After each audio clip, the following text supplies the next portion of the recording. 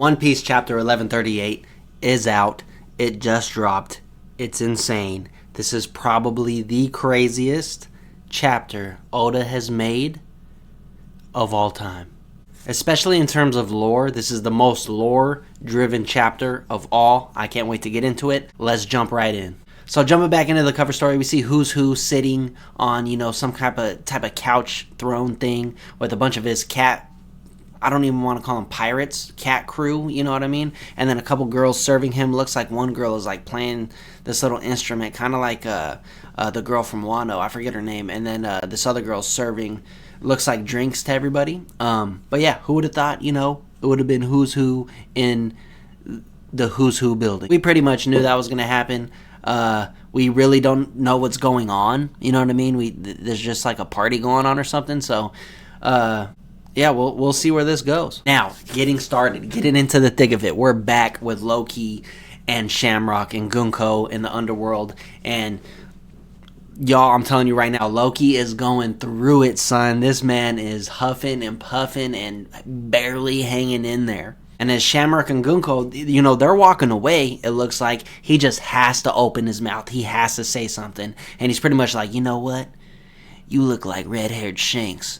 Which is pretty crazy, because you don't think I'm just going to write that off like as a coincidence, right? And Shamrock's like surprised, like, there's motherfucker know Shanks? What? How does he know Shanks? And Gunko kind of like, being Gunko, she's always got to say something for Shamrock. So she's like, man, mind your business. That matter ain't got nothing to do with you, boy. You sit there and think about what you done did. And then Loki's just like, well, I mean, you're not wrong, but Celestial Dragon and a really amazing pirate, those are like two polar opposites, so you can't blame me for being curious. Y'all the ones that look alike, y'all the ones that are twins. I'm just observing. And if anyone knows either one of you or both of you, they're gonna think that's a little bit weird. You know what I mean? So Loki's kind of like dropping that. Luffy's about to find out, you know what I mean? And so we get the reveal. Shamrock says that Shanks is his younger brother, but he's his twin. Right, so he probably just came out a couple minutes earlier and just claims himself as an older brother, or he could be his Irish twin. I've seen people talk about that since they want to do like this whole Irish twist upon this, upon these things. But he did say that Shanks went back to the Mary Joie at one point, for some reason. So maybe the Shanks that visited the Gorosei, his brother, way back when, maybe that was actually Shanks and not his brother. Maybe he came back and told, the Gorosei about Blackbeard or something. Maybe that actually was Shanks, because when else has he gone back? You know what I mean? Like, we need to know. We need to know. And then it cuts back to Loki, and he's pretty much just like, bro, wait till I get out these chains. I'm gonna get out of here, and I'm gonna avenge my fallen buddies, and I'm gonna kill all of you. I'm gonna kill you.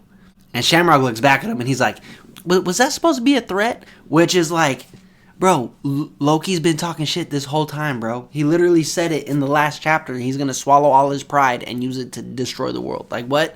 What are we talking about? But then Gunko, she comes in again. She's like, you don't got to do nothing. And then this is where it gets good, because Shamrock pulls out his sword, and the sword ate a devil fruit, y'all. I'm sure most of y'all know this if you're watching this video. The Cerberus fruit all over the sword. Look, listen, I got a couple questions, because I've always wanted to see one of these in action, but like a sword, right? Because Oda brought up that if Zoro had a devil fruit, his sword would have, Kaido's fruit, which is like, that just threw me for a loop, because I'm just like, how would like a sword and a dragon, like, does a dragon just pop out and he has a sword? What are we talking about? And now I kind of get a better idea of how Oda is like looking at these things, because the three-headed dragon, the heads come out and swords come out of their mouths, right? Or they probably could like retract their swords and like still just be like the dogs and, bite and eat you or something like that.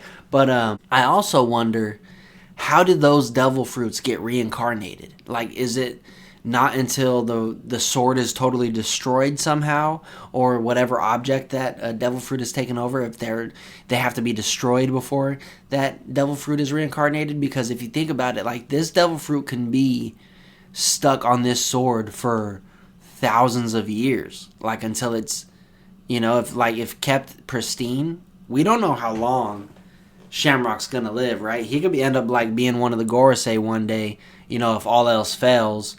He could be thousands of years old and he could still have that same Cerberus fruit on his sword, because how would it reincarnate, I don't know. But anyway, let's get back to the chapter. We get a super awesome look with the three-headed dogs. They honestly kind of look like German Shepherds, like three big German Shepherd heads coming out of this sword, like the tip of the sword. But he can also make like that, and like the entire body come out, and they have this huge ribbon around them like they're an Awakened Zone. So I'm pretty sure it's Awakened. They got that ribbon. It's a black flame. It looks like, honestly, this might be a Gorosei power, because there was no title box of Cerberus Devil Fruit. You know what I mean? It's just Cerberus, a badass title of it down at the bottom, where usually if it was a devil fruit, there would be the Cerberus devil fruit model, yada yada, whatever, right? So that's something to kind of just notice. And then Loki, right away when the dogs come out, he's like, what is that? And then Shamrock's like, well, this is my biting blade, right? Which isn't what he technically said in Japanese. He said something else, like in terms of like dog and sword, like having the same kanji or something. So they kind of just said it like that to give it a little bit more nuance. And we get another sweet picture of the two dogs with swords coming out of their mouths, and it looks like they're detaching from their body, like their collars start spinning and their heads can pop off. And so Gunko, she creates a bird out of her arrows somehow. She's kind of like Deidara and Conan, like put together from Naruto. So she like creates this bird. Shamrock jumps up on there, and he pretty much gives his Cerberus a command. And he tells it to stop, because I think it was Russian Loki. I don't know. It kind of gets a little confusing there. And as they're flying away, he says, "Feel free to hunt me down anytime. I'll face you then, assuming you survive this." And then the three heads on the dogs with the swords coming out of their mouths fly down at Loki with like literally jet streams coming out of their necks, like just on fire, detached from the head. You just see dog heads flying at Loki, and they all stab him right in the abdomen all at the same time. And we don't know if Loki survives this. We don't know he dies, because it cuts over to Luffy and the gang. But Shamrock and Gunko, they are on their way to the Sun Realm, and they talk about how they're going to take the children of Walrus School hostage, and they're going to need an extra person. So they're going to call another God's Knight. It could be a Gorosei, but I think they're going to call another God's Knight for backup. I don't know who's going to back up the Straw Hats. We really still got to figure that out. Like, is Shanks going to come back? Is this mystery man off the island going to come back? Speaking of, he's shown on a little later in the chapter. But, who's going to help the Straw Hats and Loki when they're in need? They're going to need some help other than the Giants.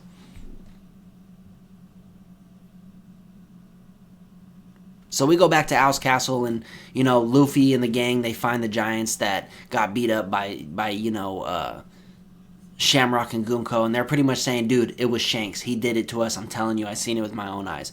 And then Luffy's like, bro, Shanks would not do this to you. He is the most chillest dude I've ever met. He would not hurt y'all. He loves Elbaf. And Zoro's like, wouldn't it even be weird for him to come right back? And this is why I don't think he's going to come back to Elbaf. I'm going to make a video on that soon. But even Zoro's like, wouldn't it be weird if he comes back to Elbaf just to skulk around the castle like he just left? Why would he come back just to do that? And so the Giants coming up with conclusions are pretty much so it's either a lookalike or he's got a brother. There's literally only two things, because it was him for sure. And then they ask Luffy, doesn't Shanks have any family or anything? And then Luffy's like, well, I never even knew. He never really talked about his family.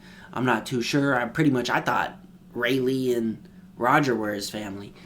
And then as he's talking about that, we see the silhouetted man walking up the stairs to the castle. They're going to run into the gang soon. I can't wait until we get to see who that is. It's probably going to be Scopper Gaban, because they were talking about the Roger Pirates, and then literally at the same time as they're talking about them, it shows that guy walking up. So that's just how an author is trying to portray some foreshadowing, as Oda is the GOAT at. Now it cuts back to Frankie and Ripley, and this is where things get very interesting, because now They are on the Adam tree. They're looking at it. They're checking it out. Frankie is talking about how much wood it is, and he's like, oh my God, this is insane. I thought it was rare, but there's so much wood everywhere. And Ripley's like, dang, I thought this was actually, I didn't know it was that expensive overseas. I'm going to start chopping this up and selling it. And Frankie's like, no, don't touch it. You cannot touch it at all. And then Frankie sees a big-ass mural painted on one of the tree trunks. And so Ripley breaks it down about how it's like an old-school, mural painting, like a cave painting, and how it's like a traditional cultural heritage site, so no one can touch it. It's super, super valuable to everybody there. It's a historical piece, and she says it dates between 900 to 800 years ago. So that's around the Void Century, like literally in the middle of the Void Century, which is very important to know. Okay, we need to put a little asterisk right there. It's 900 to 800 years ago, so it's right in the middle of the Void Century. And then so Frankie's like, we gotta show Robin, we gotta show her, let's go get her. And then another very interesting thing is that Frankie says, ain't this drawing kind of odd for old Elbaf? Not all figures look like giants, because like there was a team up, a bunch of people teamed up together to fight something. And then Ripley goes, quite as far as we know, there were definitely times where the races of the world clashed, but this kind of cooperation is unheard of. You know why, chat? You know why? And I'm going to make a video about this, because it hasn't happened yet. Let's move on. She says, that's why I think it was probably just some kid's dream. It was a kid's dream? It was either what happened prior to the Void Century and they knew about it, or it was a vision, a dream, a vision that they had of the future of the One Piece world. Chat, this mural that we got, I'm telling you, is going to be what happens in the future and is what is going to happen soon based on the dialogue. It cuts to the Walrus School, just a really short panel, like couple panels of, it shows us what the Walrus School looks like, shows us some kids studying, and then it shows Ange, teaching the kids, and then it jumps right back to the Owl Library, and Robin is already like, so this is the Harley, and then Saul's like, yep, I'm about to show it to you right now. This is the real ancient lore of this world. And since it has so much lore in it, that's why there's so many different versions of the Sun God. And so Robin asks, may I read it? And Saul's gonna be like, yes, read it. I bet that's why I want you here. That's why I'm showing it to you, Robin, so you can tell the people what it means. And he tells us the narrative is split into 3 distinct sections. It's said that the third world refers to the present day, meaning it's a type of prophecy. So the third section of this will be more of a prophetic, verse or whatnot. And he also says that, the legend of Nika has spread across the world. And the one thing that is in common with all of them, even though you might hear that he might have been a god of destruction, a god of laughter, a god of whatever, freedom, they all share the same thing, and he has a heartbeat that he laughs to. And that tells you that he is not a god of destruction, but destruction comes with liberating and laughter. Okay, I'm telling you right now. So, without further ado, Robin reads it out loud, and this is what she has to say. And she reads the first world. There was fire upon the earth. Humanity succumbed to desire and touched the forbidden sun. The slaves made a wish, and the god of the sun appeared, but the god of the earth became enraged. Now, to me, that kind of means like, maybe the slaves had such a strong desire for, a god of freedom to come, and it says that they touched the forbidden sun, so maybe somebody ate the devil fruit. Maybe the devil fruit itself was the forbidden sun. I don't know. I'm not sure. I'm not going to keep guessing, but so it finishes here.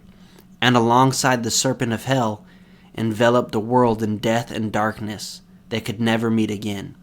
Now, when they say they could never meet again, I don't know who or what they're talking about. Maybe the gods of the sun and the god of the earth. I'm not too sure. But the second world, there was breath upon the emptiness. The god of the forest sent forth demons.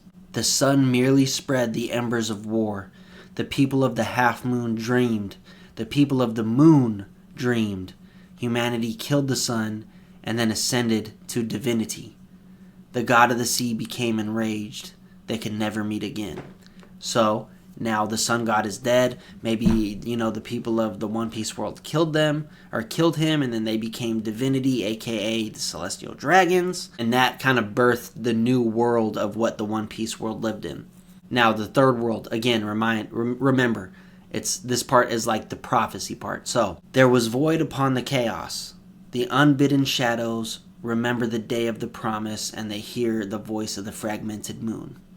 The god of the sun, in quotes, dances and laughs, guiding the world to its end. The sun will return and a new dawn will come. They will surely meet again. So, don't know who's meeting again, who can't meet again, but that's pretty much saying Luffy's going to lead the world into the new dawn, which is something we've been getting hinted at, pretty much the entire time One Piece has started, because the first chapter was, Romance Dawn. So, that's the end of the chapter. That was the last chapter, and it ends with a full spread, 2-page spread, double-page spread of the mural, right?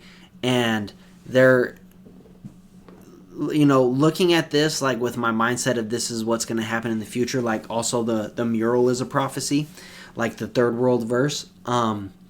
There's a Viking, a giant with bandages wrapped around his abdomen. Where did Loki just get stabbed right now in this same chapter? Yeah, chat. I'm going there. I'm putting the theory caps on. This is going to be in the future. I'm going to be breaking down this mural whenever I can. I found a picture I could use. So, we're going to be breaking this down very soon. Hope you guys enjoyed the chapter. It was an amazing chapter. I can't wait to see what else is going to happen within these, this Elbaf arc. It's just insane. We see, monsters fighting on the left of this, on the right of this. We see Frankie standing in the middle, and it looks like Eneru's ship is, shooting light. So, like, we even got Eneru's ship. Like, this has to be what's going on. And we got the tree in the middle, right? So the tree in the middle tells me that this war is going on in and around Elbaf, maybe. And then there's a shadow dragon looking thing coming from the top of the tree. And now I'm also thinking that there is a dragon, like a real badass dragon at the top in the God's Lair of Elbaf now. But I'll be breaking more of that down in my next video. So hope you guys stick around, like, comment, subscribe, and hope you guys enjoy the chapter. Peace.